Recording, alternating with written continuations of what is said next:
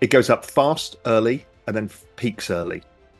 Most would finish in 2025 in December. That's normally how these crypto cycles have finished. That third year would be a December, November kind of period. So could it come earlier and peter out this year? There's definitely a probability of that. What price would that be? I would say 200,000. Something like that. And that would be, okay, that's gone very far, very fast. I just look at the log chart of Bitcoin. That trend, you can extrapolate it, and somewhere around 2030, it'll be $1 million. Real Vision CEO Raoul Pal has just revealed some interesting insights to keep in mind as we go into the halving, as well as his bullish price predictions. Pal asserts the huge possibility of Bitcoin rising from $200,000 to $250,000 per coin as it undergoes a standard bull market in this cycle. Looking further into the future, he believes that Bitcoin could even surge to $1 million per coin by 2030. While Pal maintains this extremely bullish stance, he also reminds us that the day of the Bitcoin halving itself won't make much of a difference in the markets. However, what will happen for sure is that the supply of Bitcoin from miners will decrease over time due to the halving. With fewer new Bitcoins entering the market, the existing holders, many of whom hold, become more significant. When this is combined with a bullish macro market, it creates a strong imbalance between supply and demand, leading to a price surge from which many investors will surely benefit. Let us now watch Raoul Pal as he reveals his crypto forecast after the halving. While watching, please give this video a thumbs up, subscribe to the channel, and enable post notifications for more similar content. Make sure to stay until the end of the video, where Raoul discusses what would most likely happen for this coming bull cycle. Thanks, and enjoy. It's a coin flip between it going up and it going down. But what we do know is the supply of Bitcoin from the miners will halve. So over time, there's less new supply, and therefore the supply has to be met by existing participants selling. Now, considering about 60 to 80% of all Bitcoin holders don't sell, they just hold, there's actually quite limited supply around. So when you add in a kind of macro bull market, it tends to then tilt the supply-demand imbalance wildly in favor of demand. Not enough supply, too much demand.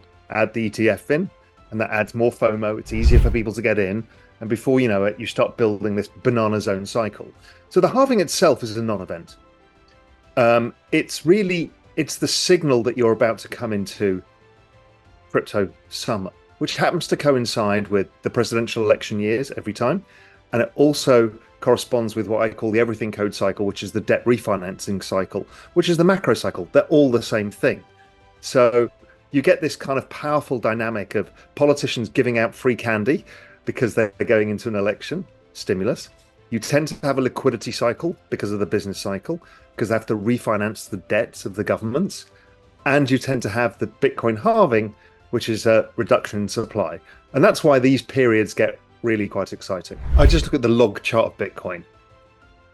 That trend, you can extrapolate it, and somewhere around 2030, it'll be $1 million. That sounds as ridiculous today as it did when I first bought it at $200 and I put a price projection of $100,000. I said it's actually going to $1 million, but I'm going to discount myself for being an idiot by 90%. So it cost $200. It could go to zero at that time, certainly, because that was 2013. But my price projection's 100,000, and people said this is ridiculous. I said it's the best macro trade of all time. So the $1 million doesn't seem that preposterous. The other way I back it out is when I look at the adoption of cryptocurrency. So you use as a proxy the number of active wallets. Now, we all know that's not a perfect proxy because people have multiple wallets. But you compare that to IP addresses for the internet. Start them at both 5 million. Now, people have multiple IP addresses as well. So it's very similar. It's just directionally gives you an idea. Crypto is growing at twice the speed of the internet in terms of adoption. So it's the fastest adoption of any technology and any asset class the world has ever seen. So if we just assume that growth slows, as it did with the internet, because once you get bigger and bigger numbers, it's hard to grow at such a rate. So it goes from, let's say, 175% a year where it's been trending and goes to 43% a year, which is what the internet did from year 8 onwards. Well, crypto gets to 1 billion people by the end of next year. 1 billion active wallets. And it gets to 4 billion by 2030. Well, at 4 billion, the price will certainly be $1 million. So it kind of backs out from the adoption of the technology and of the log chart, because the log chart basically is the adoption of the technology. Before we proceed with more of Raoul Pal's latest forecasts for this cycle, here's a quick update on the latest news that you might also want to know about. The Bitcoin halving has been causing a lot of fun for miners, as their rewards for mining blocks are set to decrease by 50%. However, Fred Thiel, CEO of Marathon Digital Holdings, the world's largest publicly traded Bitcoin mining company, remains unfazed. Instead of worrying, Marathon plans to utilize the heat generated by its mining rigs to create alternative revenue streams. Thiel discussed this innovative approach during a fireside chat with Senator Cynthia Lummis at the Bitcoin Policy Summit in Washington, D.C. One example is heating greenhouses and shrimp farming in Nebraska, using the excess heat from Bitcoin mining. Additionally, Marathon is exploring the use of waste gas, such as landfill methane, to power its miners, demonstrating a commitment to sustainability and productivity. Thiel believes that these initiatives not only benefit the environment, but also reduce mining costs, changing the perception of Bitcoin mining from parasitic to productive. Let us now return to Raoul Pal as he discusses the possible outcomes of this current cycle. There's a lovely transition that makes it easy for people to understand. It's like, crypto is the best performing asset in the world for 3 years, and then it's the worst for 1 year. That first year is known as crypto spring. Sometimes it can be a bit choppy. It could be like spring. Some days it rains, some days it's sunny, but every day it gets a bit warmer. We had a pretty decent crypto spring. I mean, Bitcoin was up 150%. Then we started, and we're in the process of transitioning to crypto summer. And crypto summer is when you start hitting all-time highs and things start going bananas. And we're very close to that now. You know, we've got to the all-time high in Bitcoin, and we've been messing around. So whether by the time this video comes out or not, it's broken out, or it hasn't, we don't know. It doesn't really matter. You know, it's pretty standard to have a chop around for a bit. And then fireworks happen. And really the fireworks truly happen when altcoin season comes. And that comes in crypto summer. And we're starting to see the first signs of that. It's been meme coin season for a while now. And I think it'll drag, you know, the big memes like Doge up. And before you know it, even everybody, I find it amusing, everybody is writing off Ethereum right now. And exactly the same happened in 2020. In 2020, Ethereum was underperforming Bitcoin in spring, as it always does. Then it started basing. And then by the end of the year, it just never stopped outperforming. And I think we're in a similar kind of pattern, and that's typical of altcoin season. And it typically starts when one of the other big layer ones starts hitting all-time highs as well. So now everybody's celebrating in the party, and everything starts getting recycled down the risk curve. Because now you're going, well, Bitcoin's at 70,000 or 80,000, and maybe it only gets to 150, so I'm only going to make 100%. I mean, in normal markets, these are crazy numbers, but in crypto, it's like only 100%, it's not worth it. So you start looking for, where am I going to make 5 times or 10 times or 20 times? And that's when people go out the risk curve, and it starts getting crazy and stupid stuff happens. And people make and lose fortunes. I try and navigate it by, you know, I use this expression, don't fuck this up. And really, it's because this altcoin season really has a tendency for everybody to screw up, because they suddenly get the FOMO. They can't see straight. They want to use leverage. They want to make as much money as possible. They start going really far out the risk curve with all of their portfolio.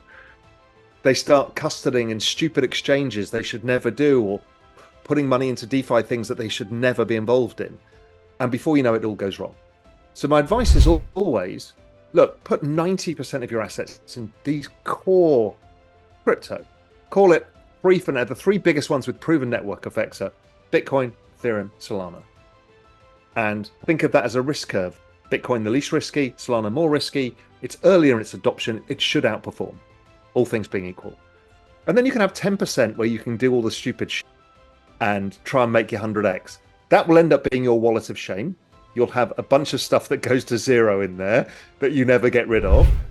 But you can't do yourself damage if it's only 10%. And if you get it right, great. You're going to add, another 100% onto your portfolio, but you can't mess it up by doing it. So enjoy altcoin season. Realize that it should move ETH and Solana more. So you should get some really good returns out of that. But don't overextend yourself when you go too far out the risk curve. It's difficult to know what kind of cycle we're going to be dealing with. There's a school of thought that says this is a left translated cycle, which means it goes up fast early and then peaks early. Most would finish in 2025 in December. That's normally how these crypto cycles have finished. That third year would be a December, November kind of period. So could it come earlier and peter out this year? There's definitely a probability of that. What price would that be? I would say 200,000, something like that. And that would be, okay, that's gone very far, very fast. The most likely outcome is a standard bull market. Now, the last one we had, 2020, 2021, was actually a stunted cycle because really the final leg never happened. We had a huge final leg in 2017 and an even more enormous one in 2013. But last time around, we didn't get one, which caught everybody off surprise, including myself. So somewhere that would be, Bitcoin gets to, let's say, 200 to 250,000, peaks somewhere between the summer and the end of the year. Okay, that seems pretty reasonable. The other probability is that we have a full bubble cycle because now there's more access to it by the ETFs. There's more acceptance. There's more regulatory acceptance. It captures more mind share. There's like 110 million Coinbase wallets and only about 10 million are active right now. So that number can go up dramatically. So we can see a huge participation and a final kind of belief that this is it.